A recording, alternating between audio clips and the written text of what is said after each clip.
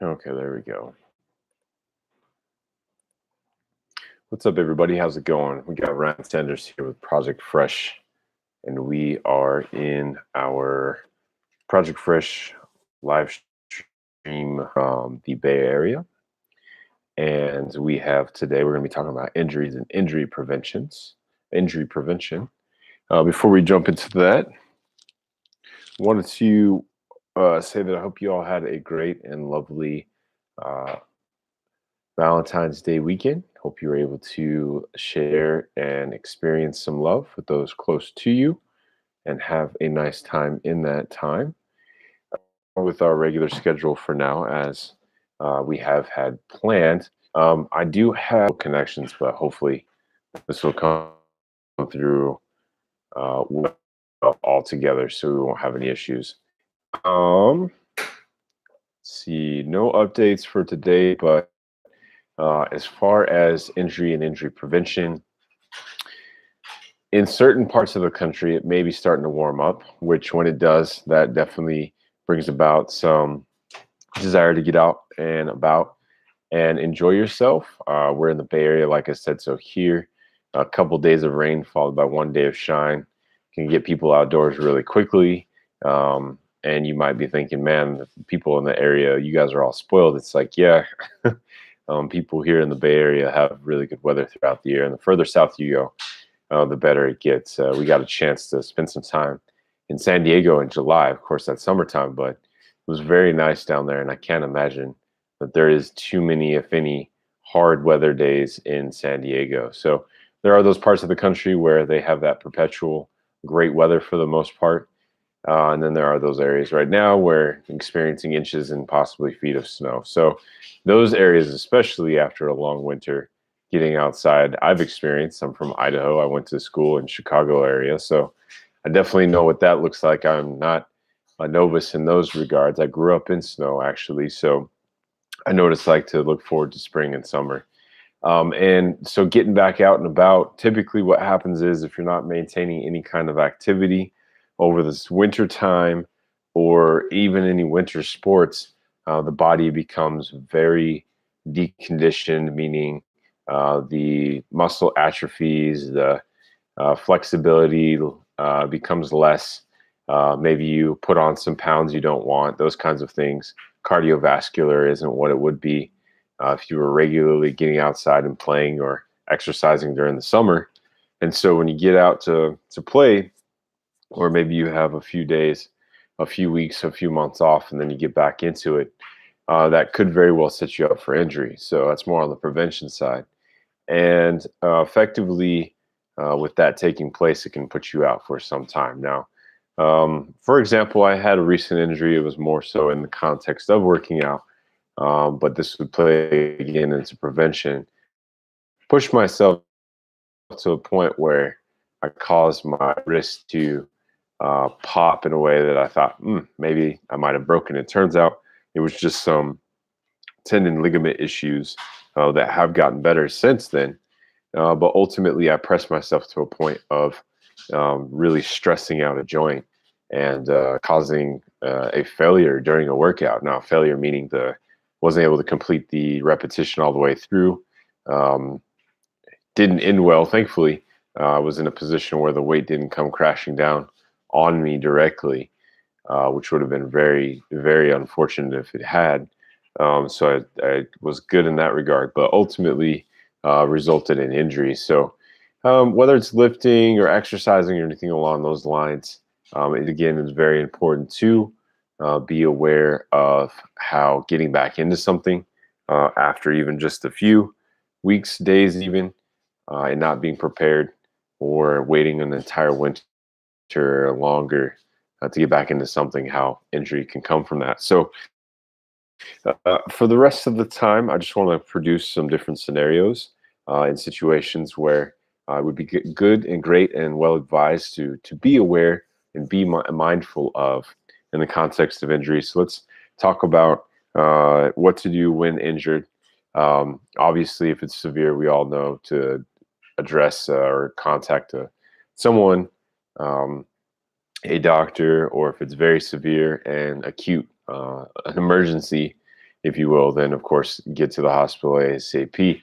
Those are the easy things. Now, I think where it gets a little bit more, where we can be more hard-headed effectively too, is where it's an injury that we can get up and walk away from, that is not necessarily an emergency and doesn't necessarily impact our day-to-day strains, pains, um, those kinds of things. Those kinds of injuries can compound on themselves. So, if not addressed appropriately, they will and can, if you continue to do the same that you do, put you in a bad position and effectively make the injury worse over time to the point of emergency. And so in that scenario, it's best to, rice method is very, very beneficial in the context of recovering the muscle, icing, those kinds of things, compression, elevation. Um, that's very important. The R I used is not the typical R that's used in rice. But effectively, if there's a lot of swelling, then it's very important to get some ice on it. If it's deep tissue, muscle tissue pain, strain that occurs regularly, heat would be good in that context. Specifically, heat's important because it vasodilates, which gets more blood flow going, which we want more blood flow to tired and exhausted muscles so that they can recover quicker. However, if it's inflammation, we want to uh, constrict or vasoconstrict, reduce, slow down blood flow, if you will, eliminate that inflammation the best we can. A lot of times, people I know will just take a couple of Advil and call it a day. That isn't necessarily always the best solution because all you're doing is taking out the pain receptors on the body's ability. But that may not address the issue. The soreness will still be in place. The muscles will still need to be recovered, etc. So, in those slightly minimal to partially severe injuries, it is important to be very proactive about it, especially if you want to maintain a regular active lifestyle. And I think that covers the broad spectrum. And we'll even get into really quickly here getting started in exercise again. So he needs to run to lose some pounds, to get stronger, to feel better. Running actually by itself is not necessarily the best in the context of changing body composition and making the body stronger. It will improve your cardiovascular. It can help you with losing weight, but you won't get the necessarily you won't necessarily get the toned look that is more desirable. Just a little caveat. But let's say she gets really motivated and excited after some research and decides to go and run, and runs for 2 or 3 miles, is very exhausted and wakes up in the morning with extreme knee pain and doesn't know what to do, or extreme low back pain. Well, there's a lot of things most likely that didn't take place or did take place. For example, static stretching typically is not the best way to go. If anything, some dynamic stretching before you exercise is actually applicable and more appropriate for exercise. So that's one area that is a common mistake. After exercise, making sure that you do static stretching, meaning you hold the stretch for a period of time, a minimum 20 seconds, 30 is better. Just throw off the clothes, jump in the shower, and call it a day. That is a poor choice. And then effectively refueling the body. Unfortunately, our our society, and my wife and I were just talking about this recently, today actually, our society is either very anti-carb or anti-fat, or somewhere in between, always ping-ponging back and forth between those two ideas. And unfortunately, it's very poor to be anti anything as far as macros are concerned. Because, for example, as we've said many times on this channel, carbs are the main fuel source of the body, and fats are important for two key reasons. The fat we ingest helps with the recovery process, transport of key things in the body, and so we need to eat fat. And then the other side of the equation with fat is the fat that's stored on the body helps replenish energy in the body, energy stores. So effectively, eating fat and carbs is important. Now, what fats and carbs do you eat? is the key piece. And again, you can go back to some of our old videos here on our YouTube channel to look into nutrition. We've done a number of them, including even breaking down macros and looking at some different websites to help you with that process. And if you want to take it a step further, even doing some calculations, feel free to message us if you'd like to know about those. We'll link them or send them to you so you have the direct links. But that being said, that's another key area where we don't eat appropriately after exercise, and that can also have its impact. And then if we have a poor sleep schedule, a poor habit in drinking water, perhaps some other areas, perhaps we're already living a very stressful lifestyle where you're trying to utilize exercise as a means to address the stress. However, the acute exercise, meaning more intense exercise after it not being something that was part of your schedule, can also contribute to the stress in the body overall. So that can also be a common area where we can see injury take place as a result of not being properly prepared for any kind of exercise. So that's on the side with injury, and now we're transitioning over into prevention. Those are some things that can help you on the front end as well as on the back end, some common mistakes. I would, as further prevention, I would always encourage, other than dynamic stretching, and we do have an upper body dynamic stretch on our channel available. We do have a total body dynamic stretch available on our channel, and also a cool down, all free and available on our channel. In fact, what I might do is I have to figure out. I haven't done that before. That might be something I need to practice on, but I'll see if I can't link those back to this video, or at least put them in the description, the links to those three, so you guys have those specifically associated with this video, those warm-ups and the cool down. But effectively, in addition to that, eating before exercise to give the body what it needs, and I'm not saying directly before exercise, but with an appropriate period of time, eating to fuel the body well, drinking water, and maybe if supplementation you feel is necessary during the exercise to properly keep you in the exercise effectively, and then appropriate recovery afterwards. The protein, a very quick and easy to digest carbs, some fat, just a nice, well balanced light meal. It doesn't have to be big to replenish the body, is very important as well. That's why protein drinks are so very popular. But you could also do something very simple as orange juice blended with banana, chocolate milk, banana by itself, or something else along those lines to start to give your body some energy back and replenish it. Preferably some protein in there as well. So those would be some more preventative measures. And then ultimately just being aware of the body and what it's telling you. So the body is designed to let us know if a problem is occurring. So paying attention to those warning lights on the dashboard, if you will. If you feeling consistent and constant pain in an area, it's time to make an adjustment.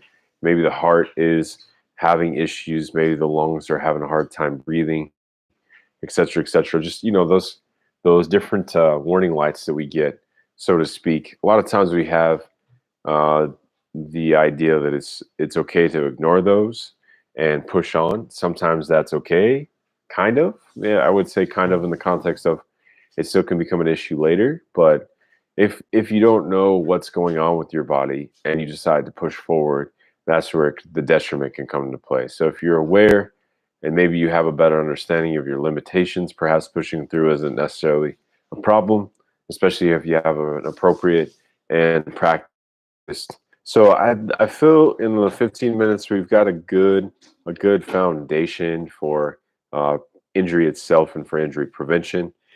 Ultimately, if you don't know and you don't know, jumping in is probably not the best option. Now, if it's a nice walk, cool.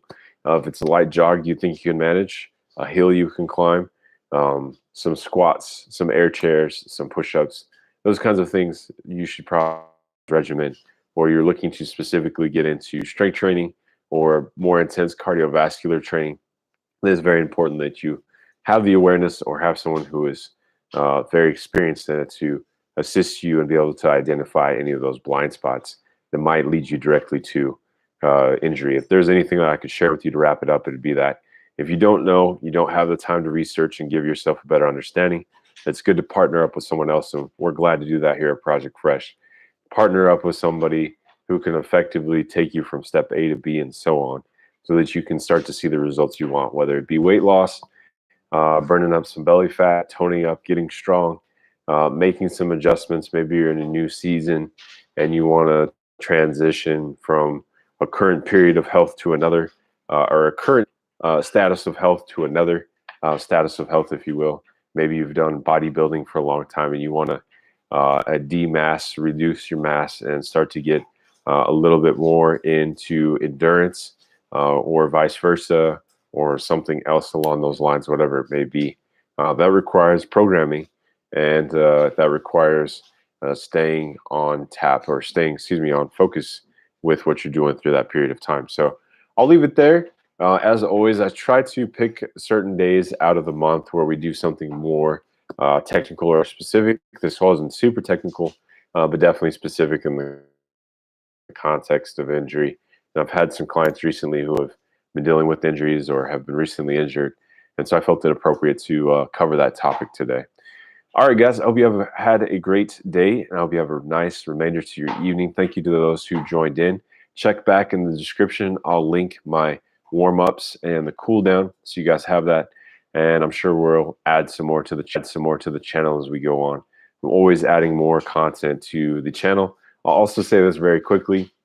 In our services, a lot of what we do, unless it's private one-on-one, which most of our coaching is, unless you're in one of our classes, is a online application, mobile application. We just released our customized application, let all of our clients know earlier today, and that's our most recent content video, not live video, so you'll be able to see the difference in our channel. But our most recent video that was pre-recorded was very quick. It was just me announcing the app. I'll link into that as well, access to our Project Fresh Trainerized app, so you can look at that. We have some of our services posted within the app, but it is all custom and made specifically to mirror what we're all about, which is lifestyle coaching. And so we're very excited about that. So if you want more details, let us know about that. In the meantime, I hope you have a great evening, and we'll see you on Wednesday. All right, take care.